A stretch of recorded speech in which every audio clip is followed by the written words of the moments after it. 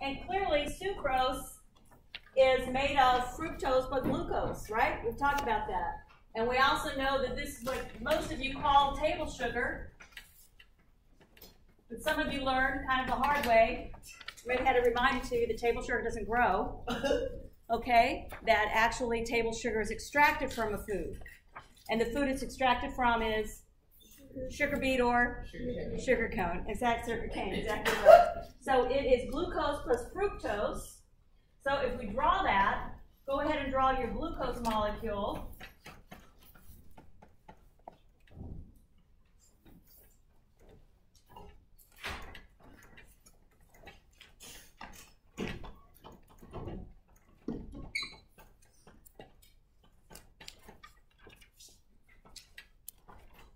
I'm sure some of you have looked it up by now and you see that it is pretty much the way it's drawn, and it's not meant to be carbons. It's just showing you the angle.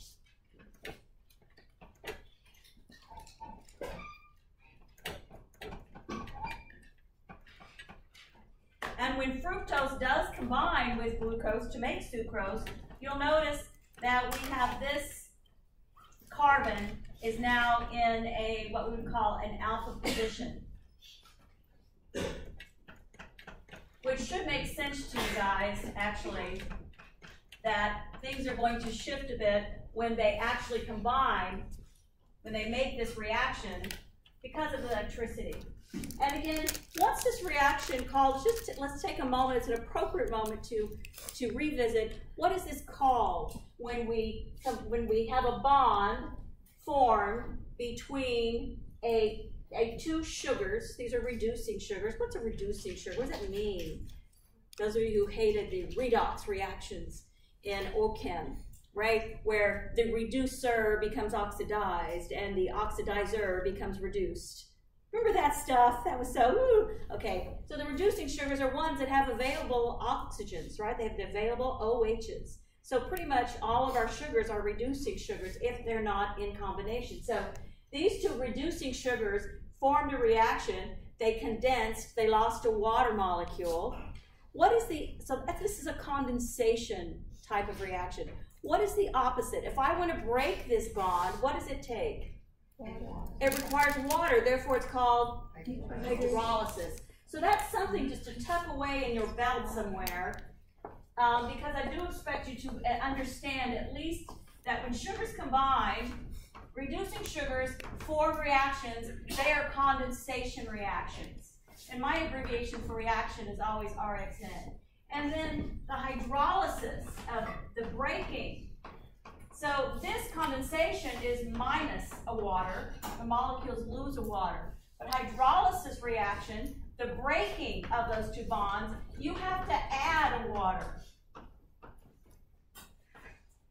Okay? So for some people, it's a little counterintuitive that hydrolysis, lysis, breaking of water. It's really the breaking with water. Okay?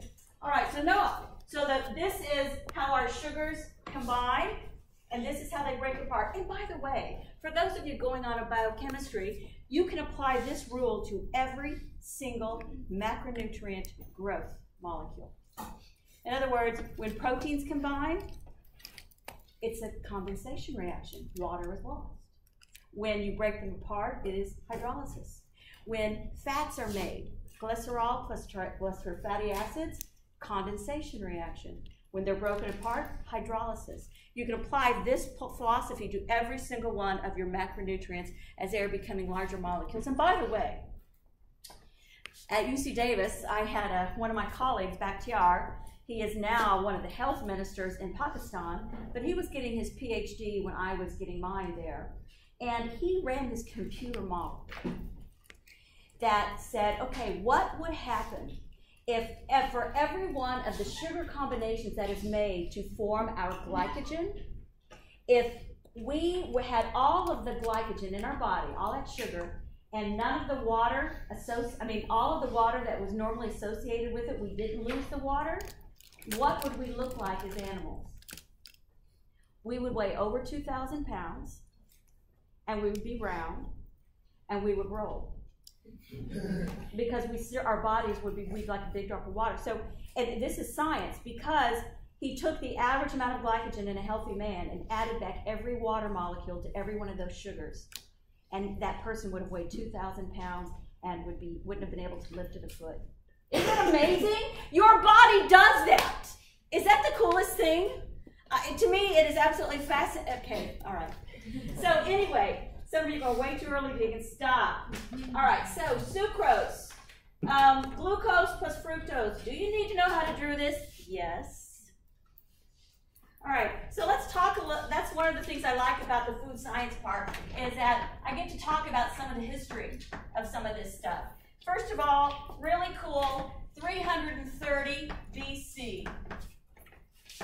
The man, Alexander the Great, the first in recorded history, he discovered what he called honey-bearing rods. What do you think he discovered in India, by the way? Honey-bearing rods. What was he second on? Sugar cane. And interestingly enough, sugar cane has been for thousands of years, a cash-bearing crop in India. And in fact, still is one of the most important things. One of the most important crops is sugar cane in India. And Alexander the Great first saw it there. He clearly took it with him back into the Balkan areas and the Middle East areas where he was originally from, and sugar cane became part of their culture. Then it became part of all of Europe. Christopher Columbus, in, I don't know what year. Oh, here we go. I don't know what year. Whenever Christopher Columbus did his thing, 1492, it was in those times. In the 1400s, he brought sugar to the West Indies. The West Indies. Some of these are called the Rum Islands. Why are they called the Rum Islands? Because sugar cane is their primary crop, and what do they make with the sugar cane? Rum. It's called rum, R-U-M, rum. You ever heard of rum? Yes. Man, you guys aren't from Florida, are you? It's been a hell of a year for my family. Half of them live in Houston, the other half are right now being affected by Irma. So, anyway, no, rum, the sugar islands. Okay, that's what they grow, that's what they export, and that's why daiquiris and so many of the drinks of that area are rum related. So Christopher Columbus is the one who brought it to the West Indies and made those the Rum Islands. And then those good old Jesuits, the good old Jesuit missionaries, in 1753, they brought sugarcane to a very Catholic state, Louisiana. The French state that still is to this day. There are parishes. Even their counties are called parishes, which is a Catholic term. So the Jesuits brought sugar to Louisiana, which is one of the biggest cash crops there as well to this day, although they have transferred quite a bit to the sugar beet. Then it was that German scientist that I mentioned before in 1794 who first extracted sugar from the sugar beet. And that was brought to the U.S. in the mid-1800s.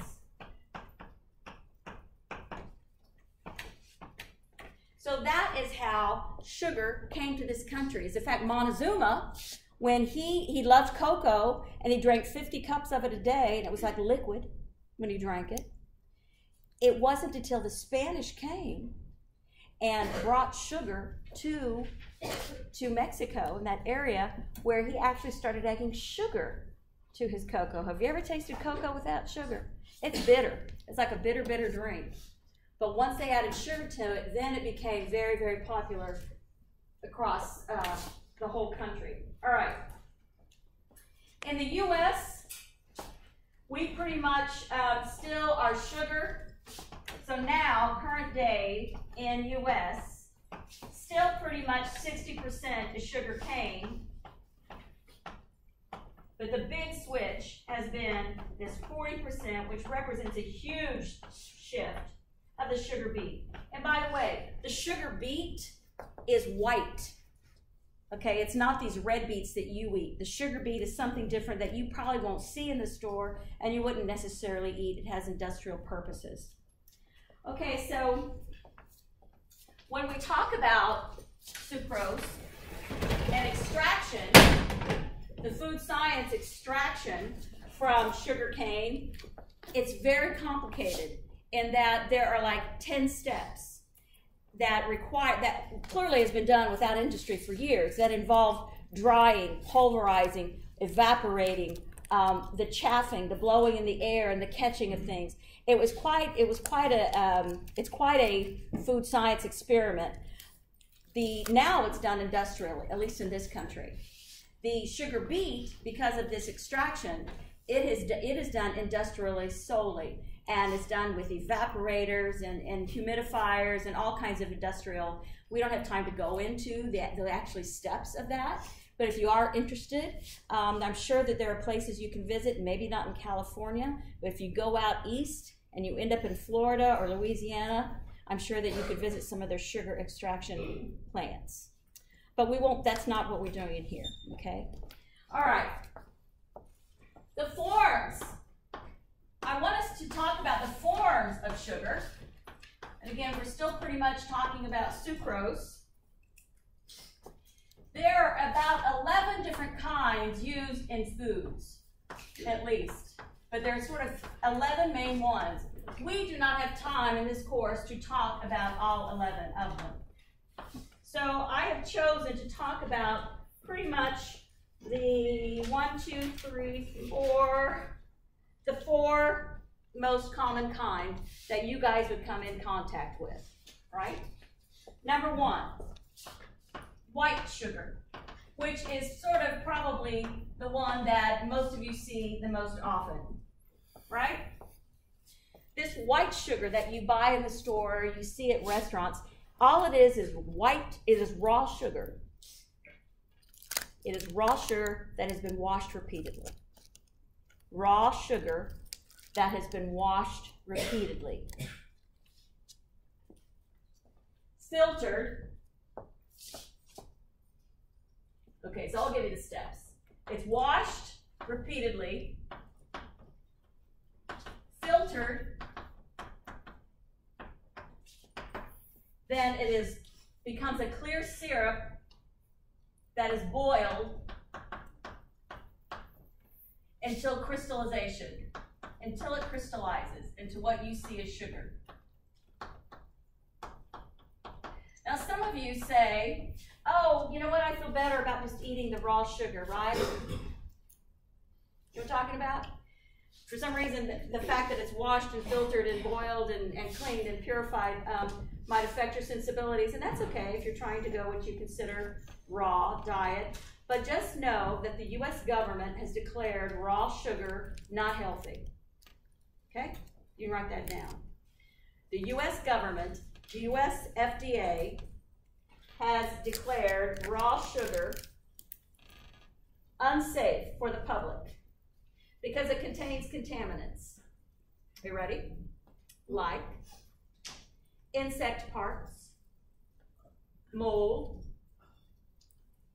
yeast, waxes, lint. Am I going too fast? Yeah. Oh, come on. Insect parts, mold, wax, yeast, lint, soil, and therefore feces. Just because you can't see this stuff doesn't mean it's not there from a microscopic perspective.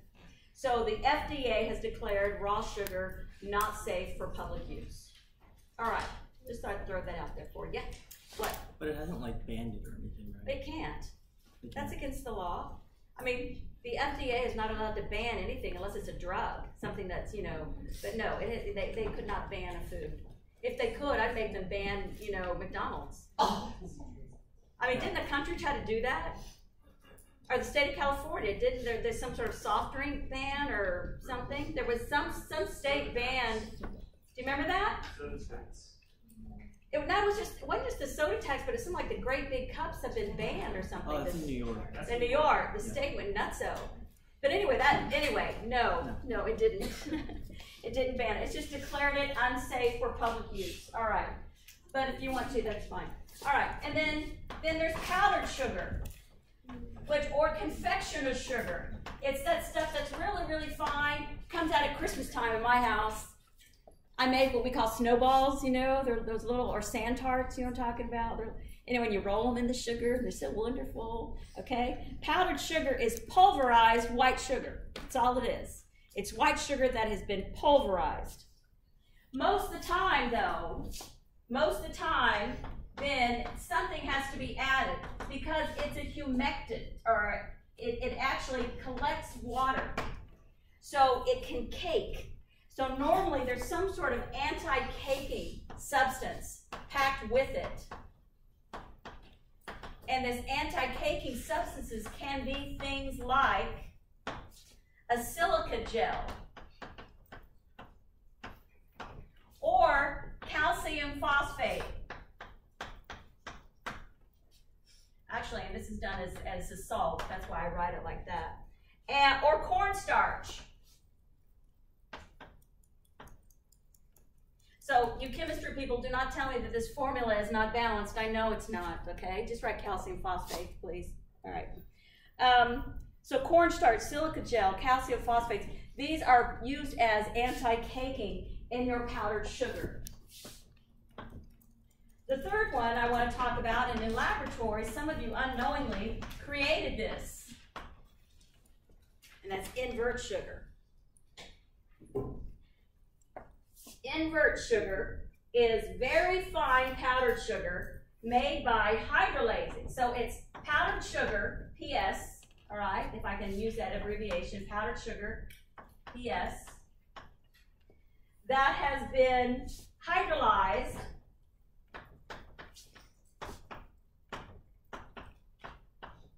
into glucose plus fructose. 50-50, 50-50 ratio. And it's called invert sugar because when you take sucrose, which I drew for you, and you look at that under the light, it turns light a certain direction. When you split it, it turns it the opposite direction. It's inverted. That's why it's called invert sugar, is because you have split. And this hydrolyzation, most of the time, takes place by really high heat. Or you could do it with, what did we do in lab, you guys? Some of you added cream of tartar. That's what we were supposed to learn. If you haven't written up that lab yet, I'm helping you out. Okay? You accidentally created some invert sugar, which is not going to crystallize. That's why you could not get your fondant to harden. Are you with me in here in the lab, people? That's why it wouldn't harden, you guys. It's because of this, we were making an invert sugar. All right, so again, to make it, that is what we're doing. And we can do it with acid, which is that cream of tartar.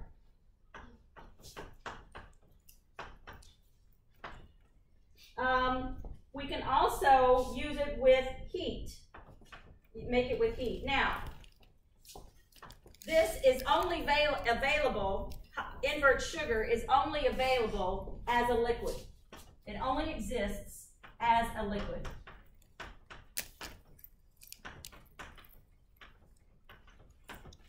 And you can stir it and stir it and stir it, and it's not going to crystallize. But what will happen to it, which some of you are going to discover when we go back and look at those fondants next week, it will harden. It will harden and make a coating, but it will not be that crystalline structure, that very soft that you would have at your fondant. Okay, so that's invert sugar. The next one. Question. Yes. Oh, sorry. What is the cream of tartar do? It's the acid. Is that what do acids do? Well, to a reducing sugar, then the acid is going to form a bond with those OHs, right? So because acids have extra hydrogens, right? If you have an acid, you've got extra hydrogens around. You're fully protonated. So therefore you can contribute one. So you can cause a split is the point. You can cause a split of that sucrose into fructose and glucose, and now you have the invert sugar. So that's what creates it. Yes. Okay. All right. And then the last one I want to talk about is brown sugar. And again, these are just the sugars. We're going to be talking about other sweeteners, but these are just the sucroses. Brown sugar. I always think of the Rolling Stones. Nobody with me on this? This is a song by the Rolling Stones. Never mind. All right. So brown sugar. This is white sugar plus molasses. And that's why it's brown. That's why it's sticky. That's why it has a very strong flavor. So it's used when you need, when strong flavors are needed.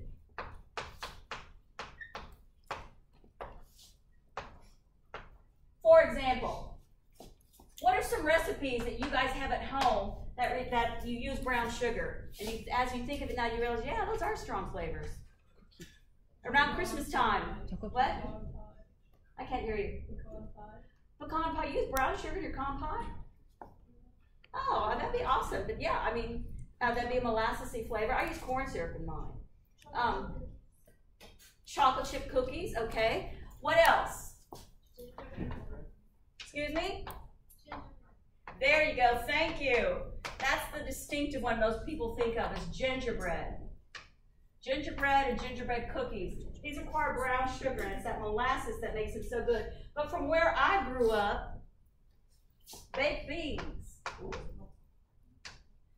Which, by the way, I love talking about this, and I can't help it because it's my cultural class, but in the cultural class I teach, do you know who brought baked beans, who first invented or introduced baked beans to the settlers of the United States? The Native Americans in the northeast coast. This is one of their staples, was baked beans. You know, okay. Anyway, all right. So those are like the Iroquois or the Mohicans. No? Fenimore Cooper, Last of the Mohicans, great movie, Daniel Day-Lewis. Nobody? All right. Yeah. Thank you. There's another one, candied yams. Absolutely. A lot of people over here don't understand what that is. Do you know what candied yams are? Yes. Oh, excuse me. Okay, I'm sorry. You guys are like, yes, geez. All right. I hate them personally. Do you like them? Not really.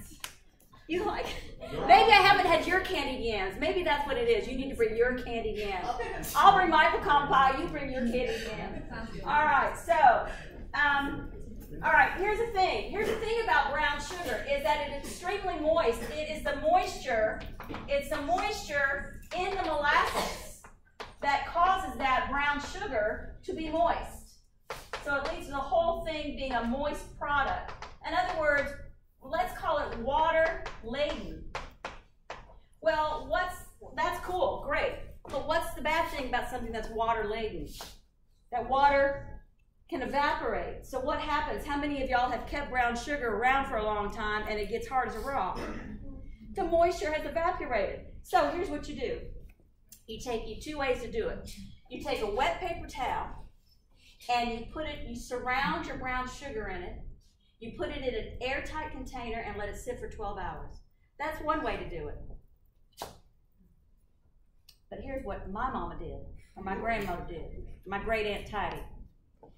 You actually took a piece of bread, a piece of white bread, and you put it in that airtight container with your brown sugar, left it for 12 hours. The bread would come out a dry, shrunken thing, because what's happened?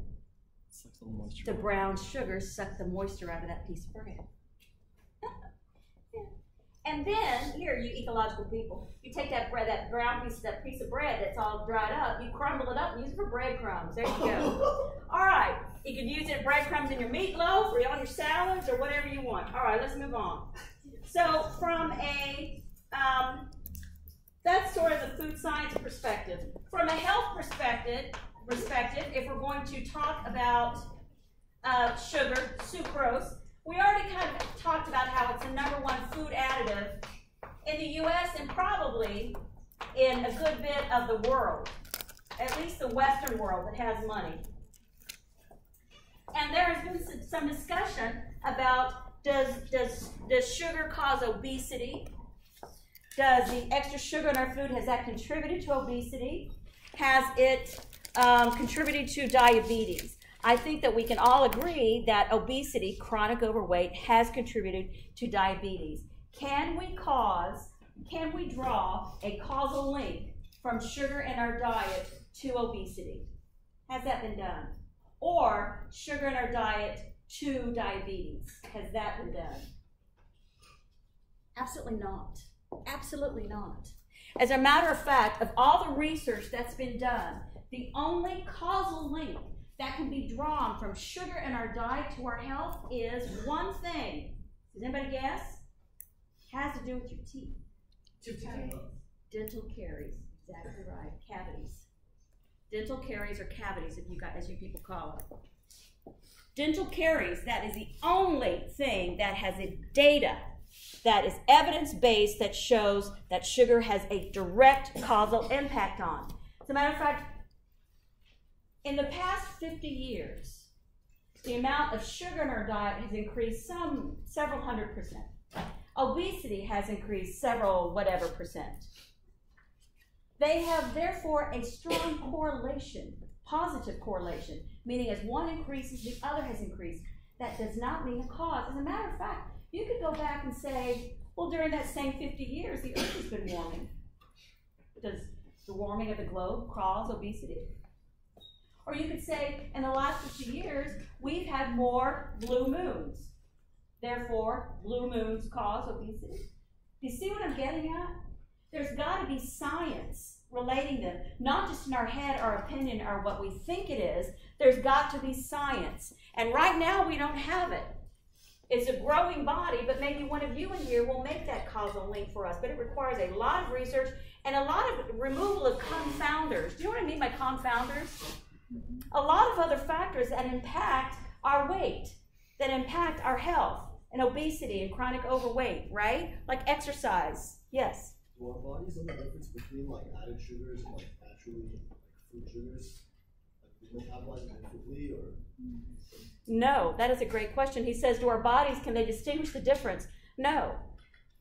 No. The thing is, though, about like the fruit sugars, if it's coming from a piece of fruit, there are other things coming with that fruit that make it more nutrient dense, okay, and not just sugar. You see what I'm getting at? So there's other factors associated with that.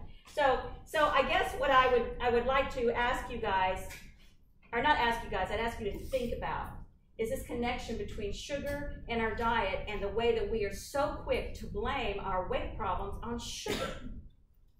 I'm not saying it's not a problem. I'm just saying let's not put all of our eggs in that basket. That is not the magic bullet. All right, let's move on. Let's move on to lactose.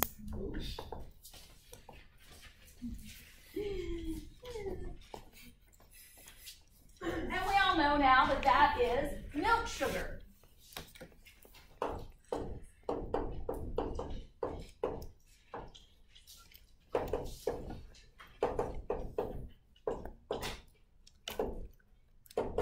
And yes, milk is a very special food. It is a very special food. It is the only animal protein source that has got carbohydrate. The only one. The rest of our animal protein sources all are just protein and fat. Milk is different. It is largely a carbohydrate, 12 grams of carbs for every 9 grams of protein.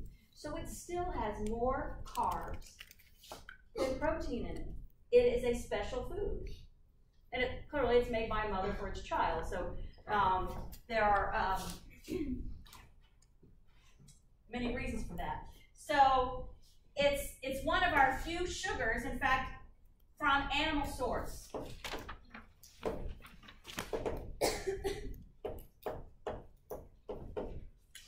It is 5%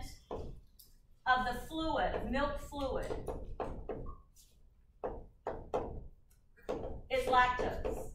And if we had time in here, I would love to show you a film that showed you how cheese is made, and you would see just how much of milk is water. More than 90% of your milk is water, H2O. Okay, so what does it look like? Well, clearly we can draw our glucose molecule, because we know glucose is part of it. Try to make yours prettier than mine.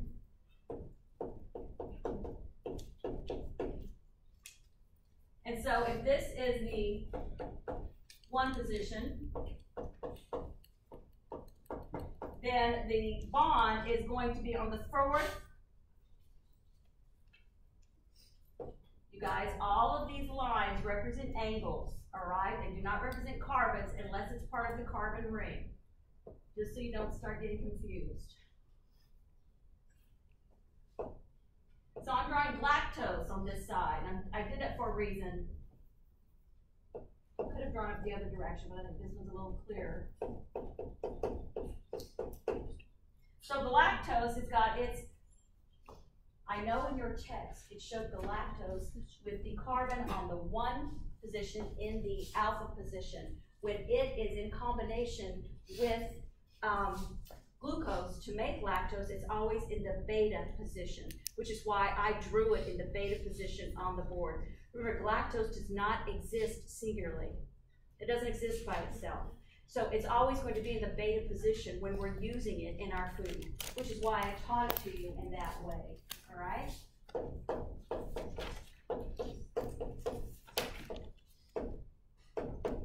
Okay, so this one, this particular bond is an alpha, it's a beta from the lactose position, 1 to 4.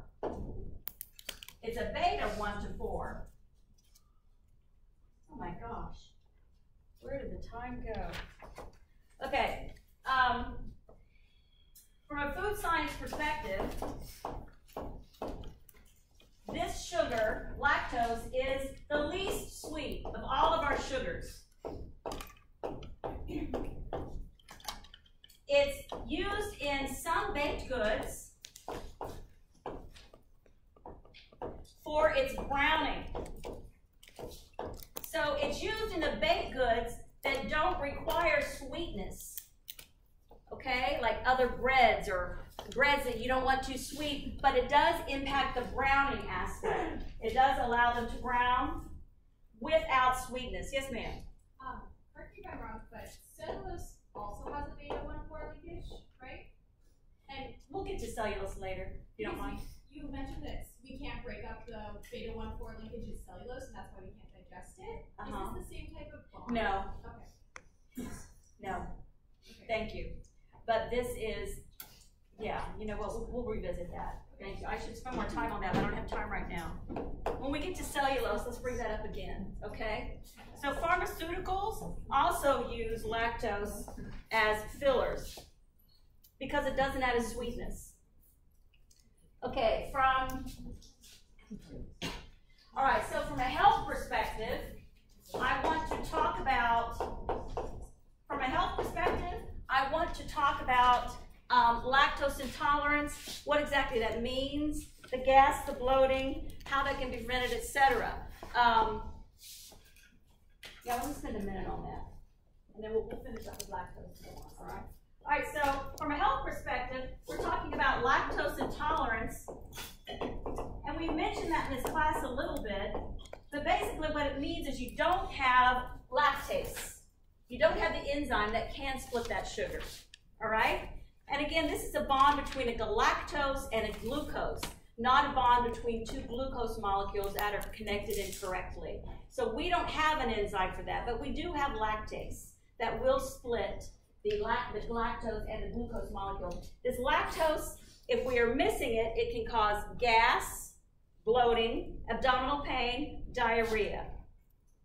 Many of our fermented products, like yogurts, they have this bond, the sugar already broken up for us.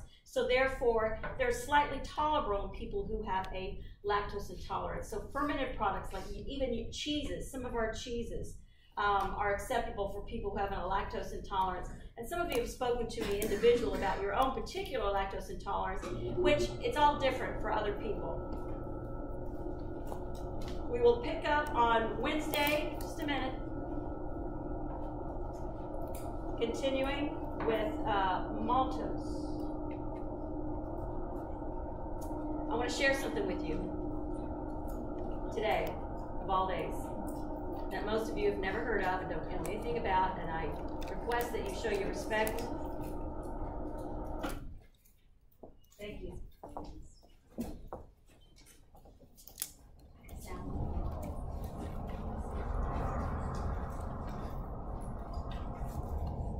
I thought I was watching a movie, Towering Inferno at first, and then I looked real close.